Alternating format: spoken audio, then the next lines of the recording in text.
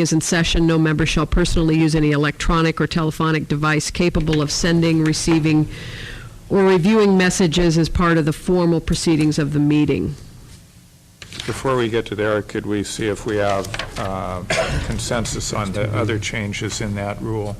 On page 5 of 14, I think is there consensus there? And the top line on page 6 of 14. Right. Which simply restates Robert's rules. Right. Yeah, no problem. Yeah, seems like we do. Did you have a further question? Oh, on to the next one, I definitely Okay. do. But if are we ready to move on? Yeah, the next one is certainly a policy choice of the board, and in talking with other COCOs around the state, you know, board members have made the policy decision not to have computers and other electronic devices at the dais simply because it gives the appearance of potential issues relating to the Brown Act. And it's not that I didn't insert this in here on the basis that I don't trust anybody or anything like that. I just felt that that's something that I think that since it is being raised now around the state with various boards, I thought I would raise it with this board as well. It's up to you. It's a policy choice, how you want to handle it. Supervisor Smith? Well, my sense about this to council specifically is that different counties have different policies. I believe the one in Sonoma County is, it's equally applicable to staff and the board members. That's correct. So I really object to this. I think that it is again going down the path of creating Mendocino County as a very provincial place. I think that you fully need to trust your colleagues, that everyone is going to be acting appropriately. You don't control the use of work devices in order to get ethical compliance.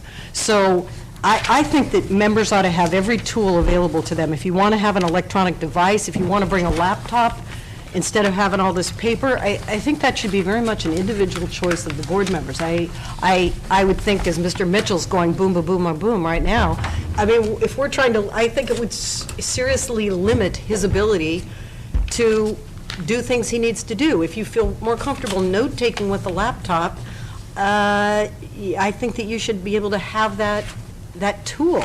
In some counties, they're built right into the dais. I just think it's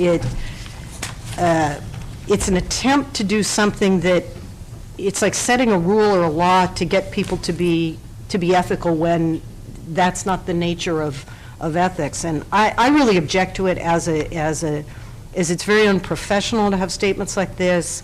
Limiting the board's ability with tools is something that I trust everyone here to do the right thing that they're supposed to be doing, and creating a policy like this without having a device isn't going to create ethical behavior if it didn't originally exist. So I just feel very strongly that we shouldn't have this type of phraseology in here. I think it undermines professional work. You would never see something like this in the business world. It would be, in fact, the business world would look here and go, why do they have all this paper? Why aren't they streamlining their operations and being more efficient? So I would like that as a tool, that if I decide I would like to transfer and do that, I would have that option, and I wouldn't want to constrain myself or any other board members. So I feel very strongly that we shouldn't have that phrase in there. Supervisor Brown? Well, as a new supervisor and formerly a member of the public that sat through lots and lots of supervisors' meetings, text messaging, to me, what is the public missing? Who's having a conversation? I think it's different with staff. They don't vote, we do. I wouldn't mind someone having a laptop, another elected official, but I do think it's very wrong that an elected official sit at the diocese and be text messaging why business is going on. It to me, is just not right. But that's only my preference. If I want to bring in my laptop and take notes, that's one thing, but I really think that it's very annoying to the public, perceived as perhaps Brown Act violation, who's carrying on a conversation that they aren't part of. So I feel pretty strongly about the text messaging and the emailing while business is being conducted. Supervisor Colfax? Well, my initial response to this, when it was brought forward, I thought it was something I could support. I would say, though, that that's because I saw abuses of it right here. I think here that if one wanted to abuse that or any other rule, Supervisor Brown, it'll happen. I mean, it depends on the use of it. I don't text message, but I take a lot of notes. If I had a small, the first couple of weeks on the job here, I brought a laptop in, and I found out it just didn't work. It interfered with my ability to pay attention to what's going on.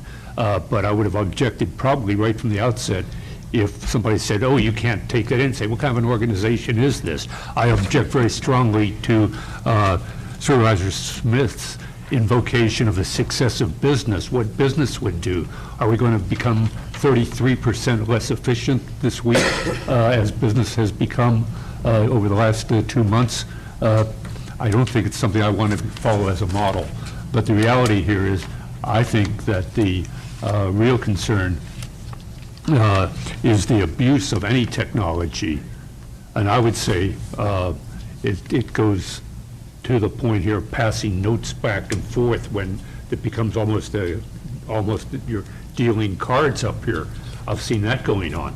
And I felt, what's the game? What's the operation there? But we can't say, no, well, we do say there should not be communication, private communications between individuals, but are we going to be saying, but no notes on big paper or on small paper and so forth? So I see it as really, the second time I read through it, I was kind of embarrassed by it a little bit. It sounded rather, we don't want no fancy ballpoint pens up here. Let's stick to the feather in the ink bottle. So I think here appropriate behavior here should be called as inappropriate behavior should be monitored by all of us to the extent that we can, and inappropriate behavior and not have a rule that fits essentially a history of some abuse, but I don't see it happening now. I don't see people up here quickly text messaging as we sit here today. Supervisor Miguel. Thank you, Mr. Chair. Well, there's a level on a couple of concerns, and one is the possibility that people would actually abuse the ability to send messages, and you've just said that you've seen that here present in these chambers. So it's not just a theoretical concern, it's an actual one. And even if no member is abusing that ability, the public can't tell that. If we're sitting here texting away or on a computer, they don't know what messages we're sending or who we're sending them to. There could be potentially a three-way conversation going on among board members. There could be a conversation about the item of business in front of us going on between board members and the public, between board members and staff. And so the mere fact that ability would exist would create the perception on the public that it could be existing. And I think we should be held to a different standard, a higher standard. I also think, as you mentioned, it's a distraction. Apparently you found it took you out of the meeting, and I'm sure it would do the same for me. And as to the notes on little paper or big paper, other than if I'm trying to communicate on an item of business to the chair or to the clerk, I probably shouldn't write notes. So I'm going to curtail my note writing activity, because again, I think it potentially creates a concern on the part of the public. What are all these notes floating around? And it also is distracting to the people engaging in it. So I think we should stay as focused as we can on the business right in front of us, do everything we can to assure the public that the decisions that we're making are being made on the information that is in front of us and